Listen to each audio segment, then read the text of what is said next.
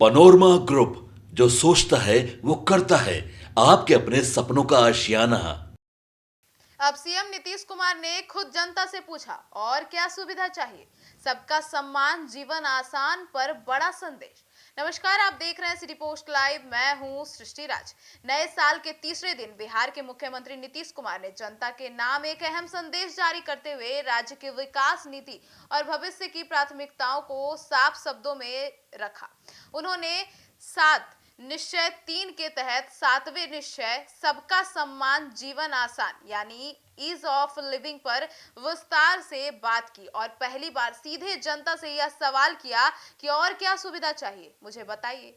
यह पहल न सिर्फ सरकार की सोच को दर्शाती है, बल्कि नीति निर्माण से जन भागीदारी की दिशा में एक महत्वपूर्ण कदम भी मानी जा रही है। मुख्यमंत्री ने अपने संदेश में यह दिखाया और याद भी दिलाया कि 24 नवंबर 2005 से जब राज्य में उनकी सरकार बनी, तब से न्याय के साथ विकास के सिद्धांत पर चलते हुए समाज के हर वर्ग के उत्थान के लिए लगातार काम किया जा रहा है। उन्होंने कहा कि सरकार ने पूरे बिहार को अपना परिवार माना है और सभी नागरिकों के मान सम्मान का पूरा ध्यान रखा है। अब लक्ष्य यह है कि राज्य का हर व्यक्ति सम्मान के साथ बिना अनावश्यक कठिनाइयों के सहज जीवन जी सके। नीतीश कुमार ने बताया कि वर्ष 2025 से 2030 के बीच बिहार को देश के सर्वाधिक विकसित राज्यों की श्रेणी में लाने के उद्देश्य के साथ जो है वो निश्चय 3 को लागू किया गया है।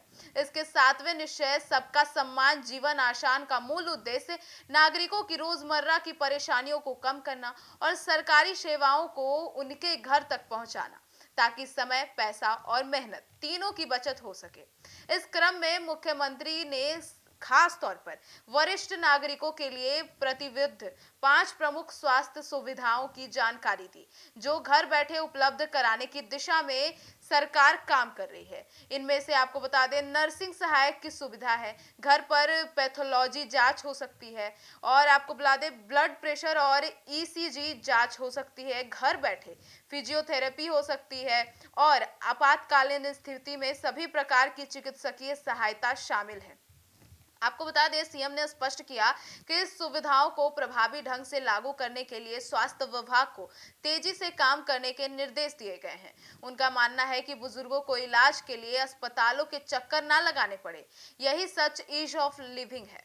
आपको बता दें, सबसे अहम बात यह रही कि मुख्यमंत्री ने जनता से सीधे सुझाव मांगे। उन्होंने कहा कि वरिष्ठ नागरिकों के जीवन को और आसान बनाने के लिए और कौन कौन सी सुविधाएं दी जा सकती है, इससे चिन्हित करना जरूरी है। अगर किसी के पास कोई विशिष्ट और उपयोगी सुझाव है तो सरकार उसे गंभीरता से सुनेगी और अमल पर विचार भी करेगी। यह संदेश बताता है कि सरकार योजना केवल ऊपर से थोपना नहीं चाहती, बल्कि जन अनुभव और जरूरतों के आधार पर उन्हें बेहतर बनाना चाहती है। राजनीतिक विश्लेषकों के अनुसार यह पहल प्रशासनिक सुधार के साथ साथ सामाजिक संवेदनशीलता को भी दर्शाती है।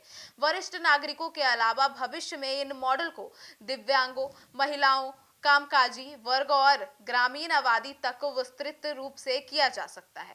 कुल मिलाकर नीतीश कुमार का यह संदेश बिहार में कल्याणकारी शासन और जन सहभागिता को नई दिशा देने वाला कदम माना जा रहा है, जहां सरकार खुद जनता से पूछ रही है कि आपकी जिंदगी और कैसे आसान बनाई जाए। तो अब इस पर आपकी क्या राय है, कमेंट सेक्शन में जरूर बताइएगा, और आप सरकार को क्या सुझाव देना चाहते हैं यह भी बताना बिल्कुल ना भूलें। धन्यवाद।